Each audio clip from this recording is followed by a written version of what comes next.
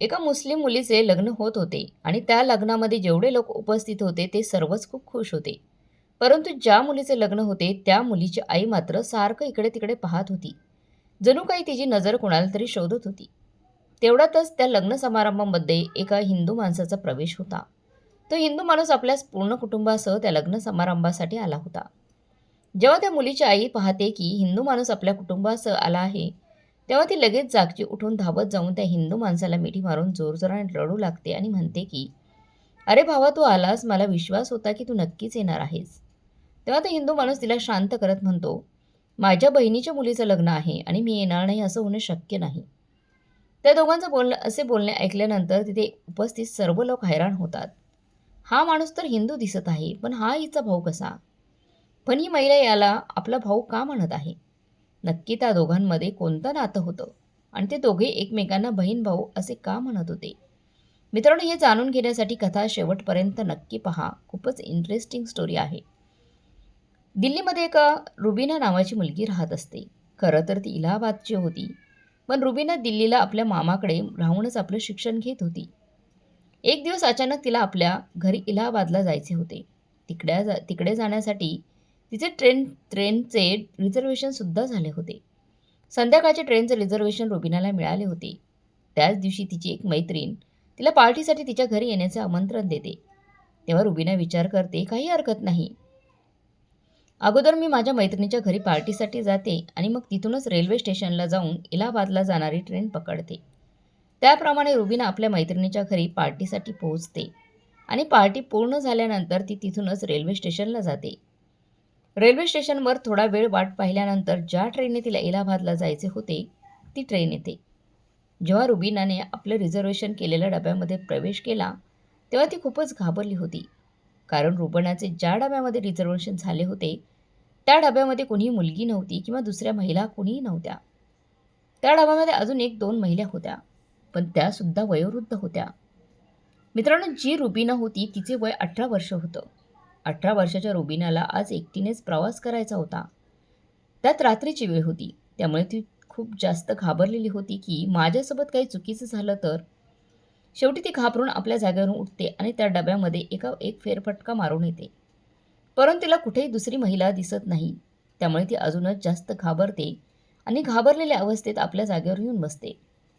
त्यानंतर ट्रेन जेव्हा जेव्हा पुढच्या स्टेशनवर थांबत होती, तेव्हा रुबीना घाबरलेल्या अवस्थेत आपल्या जागेवरून उठत होते आणि कोणी महिला आपल्या डब्यामध्ये चढत आहेत का?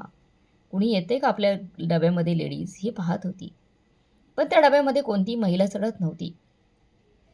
रुबीनाला वाटत होते, एखादी महिला जर आपल्या डब्यामध्ये चढली तर बरं होईल. म्हणजे आपल्याला सुद्धा थोडा आधार मिळेल. पण रात्रीची वेळ होती. त्यामुळे दुसरं कोणीही महिला एकटी किंवा आपल्या कुटुंबासोबत त्या डब्यामध्ये चढली नाही. त्या डब्यामध्ये जेवढे लोक होते, जास्त करून तरुण मुले जास्त होती. त्यामुळे त्या मुलांकडे पाहून रुबीना खूपच जास्त घाबरत होती. ती आपल्या जागी बसून घाबरलेल्या नजरेने सगळ्यांकडे पाहत होती. तिच्या आतील भीती तिच्या चेहऱ्यावर स्पष्टपणे दिसत होती. तिच्या समोरच्या सीटवर सर्व तरुण मुले बसलेली होती आणि ते एकमेकांबरोबर बोलून मस्करी करत होते. तेवढंच त्यातील एका मुलाची नजर रुबीनावर पडली. तेव्हा तो मुलगा तिची घाबरलेली अवस्था पाहतो, पण तो लगेच तिला काहीच बोलत नाही. पण थोड्या वेळानंतर त्याला वाटू लागते की आपल्याला या मुलीबरोबर बोलायला हवे. तेव्हा तो रुबीनाला म्हणतो की माझं नाव शकील आहे. मला तुझं नाव समजू शकेल का? तुमचं नाव काय आहे? आता जी रुबीना असते ती अगोदरच खूपच घाबरलेली होती. ती अजूनच जास्त घाबरते. ती मनातल्या मनात विचार करू लागते की हा आता माझ्याबरोबर बोलत आहे. माहीत नाही पुढे जाऊन काय काय करणार आहे. म्हणून रुबीना त्या मुलाला स्वतःचं नाव सांगत नाही. फक्त शांतपणे त्याच्याकडे पाहत राहते. रुबीनाला अशी शांत राहिलेली पाहिल्यावर तिच्यासमोर जो मुलगा बसला होता, त्याचं नाव शकील होतं. तो म्हणतो, "ठीक आहे. जर तुला तुझं नाव सांगायचं नसेल तर काही हरकत नाही. पण तू हेच तर सांगू शकते ना की तुला कुठे जायचं आहे?" तेव्हा रुबीना कशी तरी हिंमत करून त्या मुलाला सांगते की मला इलाहाबादला जायचे आहे. मी दिल्लीमध्ये राहून शिक्षण घेते. तेव्हा शकील एकदम आश्चर्यचकित होऊन म्हणतो, "इलाहाबाद? इलाहाबादला तर माझे काकाचं गाव आहे. माझे काका इलाहाबादला राहतात. त्यामुळे तू माझी बहीण लागतेस आणि मी तुझा भाऊ लागतो. तरीसुद्धा तू तुझं नाव सांगायला का घाबरत आहेस?" आता जेव्हा शकीलने रुबीनासोबत भावा-बहिणीचे नातं जोडतो, त्या रुबिनाच्या मनातील भीती थोडीशी कमी होते आणि ती शकीलबरोबर बोलू लागते. त्या दोघांचं बोलणं चालू झाल्यावर शकील इलाहाबादबद्दल विषयी सर्व खूप साऱ्या गोष्टी रुबिनाला सांगतो. तो म्हणतो, माझ्या काकाचे घर इलाहाबादमध्ये अमुक एका ठिकाणी आहे. तिथेच बाजूला एक मोठी बाग आहे. अशा वेगवेगळ्या गोष्टी तो इलाहाबाद विषयी रुबिनाला सांगत असतो. आणि माझे जे काका आहेत तेच सैन्य दलात खूप मोठे अधिकारी आहेत. त्यांचे असे बोलणे ऐकून रुबिनाच्या मनामध्ये भीती खूपच कमी होऊन जाते. कारण खरंच रुबिना त्याला आता आपला भाऊ मानू लागलेली होती. त्यामुळे तिला भीती थोडीशी कमी वाटत होती. असे त्यांचे बोलणे चालू होते. त्यामुळे रुबिनासुद्धा आपल्याविषयी खूप साऱ्या गोष्टी शकीलला सांगते. ती सुद्धा सगळं सांगते की ती म्हणते, मी दिल्लीमध्येच राहते आणि दिल्लीमध्ये माझ्या मामांचं घर आहे आणि तिथेच राहून मी माझं शिक्षण घेत आहे. आता माझ्या घरच्या लोकांनी मला घरी बोलवलं आहे. त्यामुळे माझ्या घरी मी जात आहे. खरं तर मी पहिल्यांदाच एकटीने प्रवास करत होती. त्यात ट्रेनमध्ये रात्रीची वेळ होती. त्यामुळे मी खूप जास्त घाबरली होती. पण तू मला सांगितलेस की तू तिकडचाच आहे, त्यामुळे माझ्या मनातील भीती थोडी कमी झाली आहे. आता रुबीना विचार करते की आपला भाऊ जर आपल्यासोबत आहे तर आपल्याला कोणत्याच गोष्टीची भीती नाही. आता आपल्याला घाबरायचे काहीच कारण नाही. आणि ही गोष्ट खरीसुद्धा आहे, कारण कुठेही प्रवास करत असताना आपल्या नात्यातील किंवा ओळखीचा पुरुष सोबत असेल, कुणी ओळखीचं असेल, तर प्रत्येक महिलेला एक प्रकारचा आदर असतो. तिला कोणत्याही मग प्रकारची भीती वाटत नाही. असंच काहीच रुबिनाचे झाले होते. म्हणून ती त्या ट्रेनमध्ये शांततेची झोप घेते आणि हळूहळू तिला त्या स्टेशनवर उतरायचे होते. ते स्टेशन जवळ येऊ लागते. म्हणून रुबिना उतरण्याची तयारी करू लागते. तेव्हा ती पाहते तर शकीलसुद्धा झोपला होता. पण रुबिना आपल्याला आता काही वेळात उतरायचे आहे म्हणून त्याला उठवते आणि पुन्हा त्यांच्यामध्ये बोलणं सुरू होतं. आता रुबिना तिच्या रेल्वे स्टेशनवर उतरणार होती. त्या अगोदर ती एक कागद काढते आणि त्या कागदावर स्वतःच्या घराचा पत्ता लिहून शकीलच्या हातामध्ये देत म्हणते, भावा तू कधी तुझ्या काकीच्या घरी आलास तर नक्की आमच्या घरी पण ये. मी तुला कधीही विसरणार नाही. तेव्हा शकील तो कागद घेतो आणि म्हणतो की रुबिना, मला माफ कर. जेव्हापासून तू ट्रेनमध्ये बसली होतीस तेव्हापासून तुझ्या चेहऱ्यावर मला भीती दिसत होती. तू घाबरलेली होतीस. खरं तर माझा कोणताही काका इलाहाबादमध्ये राहतच नाहीये. पण माझे कामानिमित्त इलाहाबादमध्ये येणं जाणं होतं हे मात्र खरं आहे. मी फक्त तुझ्या मनातील भीती घालवण्यासाठी आणि ते कळण्यासाठी तुझ्याबरोबर बोलणं गरजेचं होतं. तुझी भीती घालवावी म्हणून मी तुला सांगितलं की माझे काका तिकडे राहतो असं सांगितलं होतं. असे त्याचं बोलणं ऐकल्याबरोबर रुबिना खूप हैराण होऊन जाते आणि विचार करते की हा मुलगा ज्याला आपण ओळखतसुद्धा नाही, पण त्याच्याबरोबर आपल्या बोलण्यामुळे आपल्या मनातील भीती निघून गेली आणि आपण अगदी आरामात प्रवास केला. त्या रुबिना शकीलला म्हणते, काही हरकत नाही, परंतु तुझं कधी इलाहाबादला येणं झालं तर नक्की आमच्या घरी ये. त्याच्यासाठी मी हात पत्ता तुझ्याकडे राहू देते. तेव्हा शकील रुबिनाला दिलेला कागद आपल्या खिशामध्ये ठेवतो. तेवढ्यातच रुबिनाचे स्टेशन येते. तेव्हा शकील रुबिनाचं सामान घेऊन तिला स्टेशनवर उतरण्यासाठी मदत करतो. ती प्लॅटफॉर्म उतरल्यानंतर शकील म्हणतो की ताई, तुझं स्टेशन आलं आहे. आता तू आरामात तुझ्या घरी जाऊ शकतेस. कोणतीही तुला भीती वाटण्याची गरज नाही आहे. आता कोणत्याही गोष्टीची अडचण तर येणार नाही किंवा घाबरण्याचीही गरज नाही. पण एक गोष्ट लक्षात ठेव की सर्वच मुलं वाईट नसतात. त्यामुळे प्रत्येक मुलाला एकाच तराजूत तोलण्याची गरज नाही. असं म्हणून शकील तिथून पुन्हा ट्रेनमध्ये जाऊ लागतो. तो जेव्हा ट्रेनमध्ये पुन्हा चढण्याचा प्रयत्न करतो तेव्हा रुबिनाला असे वाटते की जणू काही आपला खरंच सख्खा भाऊच आपल्याला सोडून जात आहे. तेवढ्यातच शकील पुन्हा मागे वळून पाहतो आणि आपल्या खिशातून एक कार्ड काढून रुबिनाला देत म्हणतो की दिल्लीमध्ये सुद्धा आमचं एक छोटंसं दुकान आहे. जर तुला कधी कोणत्या गोष्टीची गरज पडली तर तू मनात कोणताही संकोच न ठेवता तिथे ये. मला जेवढी शक्य होईल तेवढी मी तुला मदत नक्कीच करेल. आता जेव्हा रुबिना ते कार्ड पाहते तेव्हा ती म्हणते, शकील, कदाचित तू मला हे चुकीचं कार्ड दिलं आहेस. तेव्हा शकील रुबिनाकडे पाहत स्मित हास्य करत म्हणतो, रुबिना, हे माझंच कार्ड आहे. मी माझं नावसुद्धा चुकीचं सांगितलं होतं. माझं खरं नाव शिवा आहे. कारण त्या कार्डवर शिवा असे नाव लिहिलेले होते. रुबिनाला वाटत होते की याच्या खिशामध्ये कोणत्या तरी दुसऱ्या मुलाचं कार्ड असेल आणि चुकीने त्याने ते मला कार्ड दिलं असेल. पण ही गोष्ट ऐकल्यानंतर रुबिना हैराण तर होते, परंतु ती स्मित हास्य करत शिवाला निरोप देते. हळूहळू अशीच वेळ निघून जाते. त्यानंतर रुबिनाचे लग्न होते आणि तिला मुलेसुद्धा होतात. रुबिनाला पहिली मुलगी झाली होती आणि दुसरा मुलगा झाला होता. रुबिनाचे लग्न तिच्या घरच्यांनी दिल्लीमध्येच करून दिले होते. त्यामुळे लग्नानंतर रुबिना आता दिल्लीमध्ये राहू लागली होती. परंतु आता तिचे वय झालेले असताना सुद्धा ती ट्रेनमधील ती छोटीशी एक गोष्ट, एक रात्रीची गोष्ट ती विसरली नव्हती, की ट्रेनमध्ये एका हिंदू मुलाने तिची कशाप्रकारे मदत केली होती.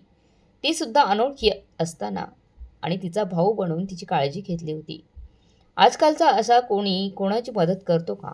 काही वर्ष असेच निघून जातात आणि रुबिनाची मुलगी आता लग्नाचे वयच झालेली होती. जेव्हा तिच्या मुलीचं लग्नाचं वय होतं, तेव्हा ती आपल्या मुलीसाठी मुलगा शोधू लागते. तेव्हा तिला एक मुलगा आपल्या मुली योग्य मिळतो. त्या मुलाबरोबर रुबिना तिच्या मुलीचं लग्न ठरवते. लग्न ठरवल्यानंतर लग्नाची तारीख काढण्यात येते. परंतु मुलीच्या लग्नाच्या वेळी रुबिनाला आपल्या भावाची खूपच आठवण येते. ती सतत विचार करत होती की जर आपला भाऊ असता तर खूप चांगले झाले असते. खरं तर रुबिनाच्या भावाचा मृत्यू काही दिवसा अगोदरच एका अपघातामध्ये झाला होता. तिच्या भावाची मुले होती. ती लग्नात येऊन मुलीच्या मामाची भूमिका पार पाडणार होते. परंतु रुबिनाला आपल्या भावाची खूप आठवण येत होती. त्यानंतर एक दिवस रुबिना आपल्या मुलीला घेऊन लग्नाची शॉपिंग करण्यासाठी बाजारात जाते. तेव्हा तिला तेच सौंदर्य प्रसाधनाचे दुकान मिळते, ज्या दुकानाचे कार्ड शिवाने तिला दिलं होतं. त्या दुकानात पाहिल्यानंतर रुबिनाला काहीतरी आठवू लागते, परंतु ती खूप साऱ्या गोष्टी विसरली होती, कारण ही खूप वर्षापूर्वीची गोष्ट होती आणि शिवाने रुबिनाला जे कार्ड दिलं होतं ते स्टेशनवरून घरी येतानाच कुठेतरी पडले होते आणि त्यानंतर रुबिनाचं त्या दुकानाकडे कधीच येणं जाणं झालंच नव्हतं. म्हणून ती शिवाला कधी भेटू शकली नव्हती. परंतु आपल्या मुलीच्या लग्नासाठी सौंदर्य प्रसाधने खरेदी करण्यासाठी जेव्हा रुबिना त्या दुकानात जाते, तेव्हा तिच्या त्या आठवणी पल्लवित होतात आणि समोर शिवा बसलेला तिला दिसतो. त्याचे सुद्धा वय झाले होते, पण तो आता मिशी ठेवू लागला होता. जेव्हा रुबिनाला तो ट्रेनमध्ये भेटला होता, तेव्हा तो मिशी ठेवत नव्हता, पण आज तो एक प्रोफेशनल दुकानदाराप्रमाणे दिसत होता. त्याच्या चेहऱ्यावर मोठी मिशी होती आणि त्याने साधारणसे कपडे परिधान केलेले होते. तो दुकानामध्ये आलेल्या ग्राहकांना वेगवेगळ्या वस्तू दाखवण्यामध्ये एवढा व्यस्त होता की रुबिनाला सुद्धा तो एक ग्राहक समजून तिला सुद्धा वेगवेगळ्या वस्तू दाखवू लागतो. पण रुबिना थोडा वेळ शिवाकडे पाहत राहते आणि म्हणते, तुमचं नाव शिवा आहे ना? तेव्हा शिव हा पाहतो तर त्याच्या पण लक्षात येतं की ही महिला कोण आहे. तो विचार करतो, ही महिला तर पहिल्यांदाच आपल्या दुकानामध्ये आलेली आहे आणि तरी हिला आपलं नाव कसं माहीत? कारण शिवाच्या दुकानाबाहेर लावलेल्या पाटीवर दुकानाचं नाव होतं, पण त्याचे नाव लिहिलेलं नव्हतं. मग शिवा विचार करतो, कोणत्या तरी ओळखीच्या माणसाने या महिलेला आपलं नाव सांगितलं असेल, म्हणून ती आपलं नाव घेऊन बोलते. म्हणून तो जास्त विचार न करता म्हणतो, तुम्हाला काय हवं आहे? तेव्हा रुबिना म्हणते, शिवा तू मला ओळखलं नाहीस का? तेव्हा शिवा रुबिनाकडे नीट पाहतो आणि म्हणतो की नाही, मी तुम्हाला ओळखलेलं नाही. पण तुम्ही मला कसे ओळखता? कारण मी तर तुम्हाला ओळखत नाही किंवा कुठे पाहिलेलं सारखं सुद्धा वाटत नाही. तेव्हा रुबिना म्हणते की शिवा तू मला विसरलास, परंतु मी तुला विसरलेली नाही. तुला ठाऊक आहे का, काही वर्षांपूर्वी मी ट्रेनने प्रवास करत होते, त्याच ट्रेनने तू सुद्धा प्रवास करत होतास. त्याचवेळी एका अनोळख्या मुलीला तू आधार दिला होतास आणि तेव्हा तू मला तुझे नाव शकील आहे असं सांगितलं होतं. तेव्हा शिवा थोडा वेळ विचार करत मागच्या गोष्टी आठवण्याचा प्रयत्न करतो. त्यानंतर त्याला ट्रेनमधील ती गोष्ट आठवते. तेव्हा तो रुबिनाला आणि तिच्या मुलीला दुकानामध्ये आतमध्ये एक छोटीशी जागा होती, त्या जागेमध्ये बसवतो आणि त्याच्या दुकानामध्ये काम करणाऱ्या मुलाला आवाज देऊन त्याला बाहेरून चहा आणण्यास सांगतो. तेव्हा शिवा आणि रुबिनामध्ये खूप चर्चा होते. बोलता बोलता त्याला सर्व गोष्टी समजतात. तेव्हा शिवा म्हणतो, रुबिना, मी तुला माझ्या दुकानाचं कार्ड दिलं होतं. तुझं लग्न होऊन तू दिल्लीतच राहत होतीस, तरीसुद्धा तू एकदासुद्धा मला भेटण्यासाठी का आली नाही? तेव्हा रुबिना म्हणते, अरे शिवा, तू जर मला कार्ड दिलं होतं ते हे खरं आहे, परंतु मी स्टेशनवरून घरी जातानाच कुठेतरी ते कार्ड पडलं आणि त्यानंतर मी माझ्या आयुष्यात व्यस्त होऊन गेली होती. पण आता मी जेव्हा तुला पाहिले तेव्हा सर्व जुन्या आठवणी परत ताज्या झाल्या. पुढे रुबिना म्हणते की मला असं जाणवत आहे की आत्ताच तू माझा भाऊ बनून मला मदत केली आहेस. ते सर्व जाऊ दे, पण शिवा तू कधीच इलाहाबादमध्ये पण आला नाहीस का? तेव्हा शिवा म्हणतो, तू मला तुझ्या घराचा पत्ता लिहून दिला होता, तो कागद माझ्याजवळ होता, पण आम्ही जेव्हा फिरण्यासाठी गेलो होतो तिथे पावसामध्ये भिजल्यानंतर नकळतपणे तो कागद ओला झाला, त्यामुळे माझ्याकडून तो दिलेला पत्ता गेला. त्यानंतर मी कितीतरी वेळा इलाहाबादला गेलो होतो, परंतु माझ्याकडे तुझ्या घराचा पत्ता नव्हता, त्यामुळे मी तुझ्या घरी येऊच शकलो नाही. तेव्हा रुबिना म्हणते, भाऊ, आता माझ्या मुलीचं लग्न आहे, त्यामुळे माझ्या मुलीच्या लग्नात तुला सहकुटुंब सहपरिवार माझ्या मुलीच्या लग्नाला यायचं आहे. त्यावर शिवा म्हणतो की नक्कीच, आम्ही सर्वजण तुझ्या मुलीच्या लग्नात येऊ. आणि जे काही कर्तव्य आहे ते सुद्धा पार पाडू. तेव्हा रुबीना शिवाकडून त्याचा मोबाईल नंबर घेते आणि ज्या ठिकाणी लग्नाला यायचे होते त्या ठिकाणचा सर्व पत्ता त्याला मोबाईलवर पाठवून देते आणि स्वतःचा नंबरसुद्धा शिवाला देते. त्यानंतर रुबीना आपल्या मुलीच्या लग्नाची तयारी करण्यात व्यस्त होते. जेव्हा लग्नाचा दिवस येतो तेव्हा सर्व पाहुणी मंडळी तिथे येऊन लग्नाचा आनंद घेत होते. परंतु रुबीनाची नजर शिवाला शोधत होती, कारण आजसुद्धा रुबीना शिवाला आपला सख्खा भाऊ मानत होती. त्यामुळे ती त्याच्या येण्याची वाटच पाहत होती. थोड्याच वेळात शिवा आपल्या पूर्ण कुटुंबासह लग्नाच्या ठिकाणी पोहोचतो. जेव्हा रुबीना शिवाला येताना पाहते तेव्हा ती धावत जाऊन शिवाला मिठी मारते आणि जोरजोरात रडू लागते. कारण आपल्या मुलीच्या लग्नाच्या वेळेला रुबीनाला आपल्या सख्ख्या भावाची खरंच खूप आठवण येत होती. पण आता शिवा आल्यामुळे तिची सर्व कमतरता पूर्ण झाली होती. तेव्हा शिवा म्हणतो की, ताई तू अशा प्रकारे का रडत आहेस? त्या दोघांचं असं बोलणं ऐकून तिथे उपस्थित सर्व लोक हैराण होऊन जातात. कारण इथे एक हिंदू व्यक्ती आला होता आणि एका मुलीची आई त्याला मिठी मारून रडत आहे. एवढंच नाही तर ती त्याला आपला भाऊ म्हणत आहे. तेव्हा तिथे उपस्थित सर्वांनाच उत्सुकता लागली होती की नक्की काय गोष्ट आहे. तेव्हा तेथील उपस्थित एक माणूस रुबीनाला एका बाजूला घेतो आणि तिला शिवाविषयी सर्व काही विचारू लागतो. तेव्हा रुबीना विचार करू लागते, जर सर्वांनी ही गोष्ट समजली तर खरंच खूप चांगलं होईल. त्यावेळेला स्टेजवर काहीतरी चालू होतं. तरीसुद्धा रुबीना आपल्या भावाला म्हणजे शिवाला घेऊन स्टेजवर जाते आणि सर्वांसमोर शिवा आणि तिच्यामध्ये ट्रेनमध्ये जी गोष्ट घडली होती ती सर्वांना सांगते. तेव्हा सर्वजण रुबीना आणि शिवाचं कौतुक करू लागतात. त्यानंतर रुबीनाच्या मुलीचे लग्न होते. त्या लग्नामध्ये शिवा मुलीचा मामा म्हणून मामाचे जे काही कर्तव्य होते ती सर्व कर्तव्य तो पार पाडतो. आता रुबीनाच्या मुलीचे लग्न तर झाले होते, पण त्यानंतर शिवाचं कुटुंब आणि रुबीनाचे कुटुंब यांच्यामध्ये जवळीक वाढवून दोन्ही कुटुंबातील लोक एकमेकांच्या चांगल्या ओळखीचे झाल्यामुळे त्यांचं एकमेकांकडे येणं जाणं चालू होतं. आता शिवाच्या घरामध्ये कोणता